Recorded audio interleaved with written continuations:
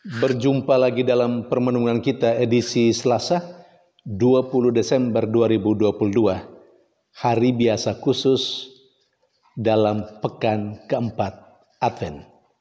Bacaan-bacaan liturgi hari ini, bacaan yang pertama dari kitab Nubuat Yesaya bab 7 ayat 10 sampai 14 dan bacaan Injil dari Injil Lukas bab 1 ayat 26 sampai 38. Kedua bacaan liturgi hari ini berbicara tentang nubuat kedatangan Juru Selamat. Juru Selamat yang oleh bacaan pertama disebut dengan Immanuel dan oleh bacaan Injil disebut dengan Yesus. Kedatangan Juru Selamat itu mengandaikan adanya seorang yang berperan penting, yakni dia yang mengandung dan melahirkan.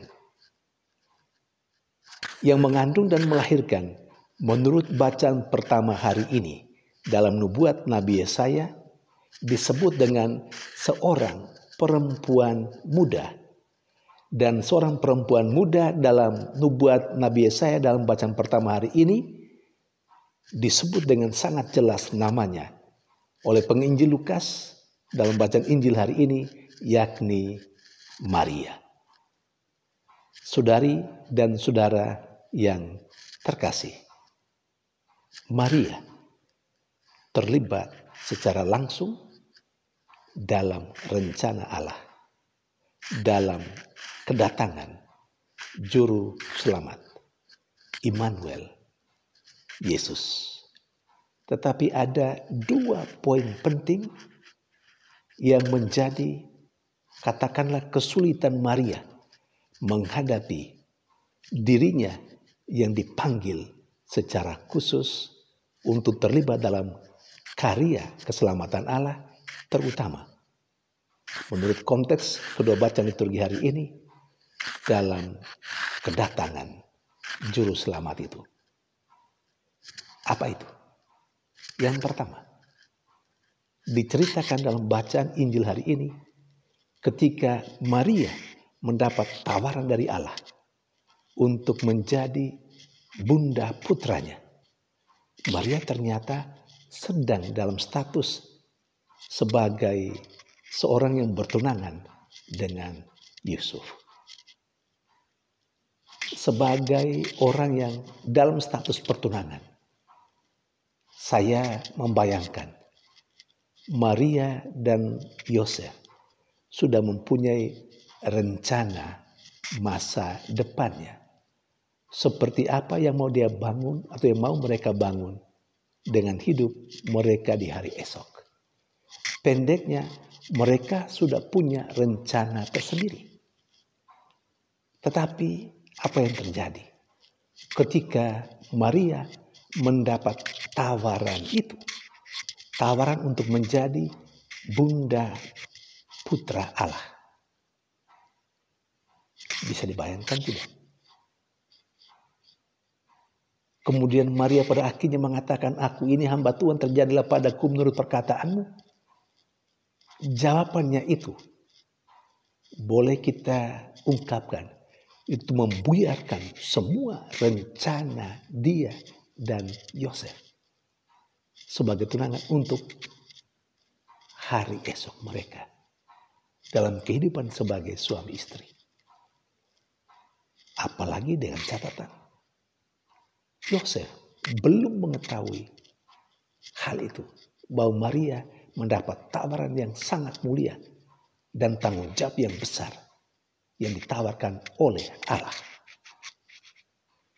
Tetapi akhirnya kalau kita melihat sejarah selanjutnya, dan kita sudah tahu tentang itu, bagaimana rencana mereka gugur.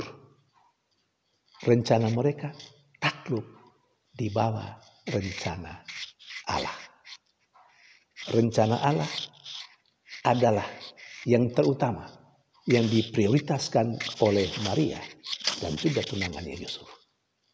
Ini hal penting, sangat inspiratif, penting untuk kehidupan kita. dalam kehidupan ini kita punya rencana-rencana tertentu. Tapi apa yang kita lakukan? Atau bagaimana sikap kita ketika kepada kita ditawarkan rencana Allah?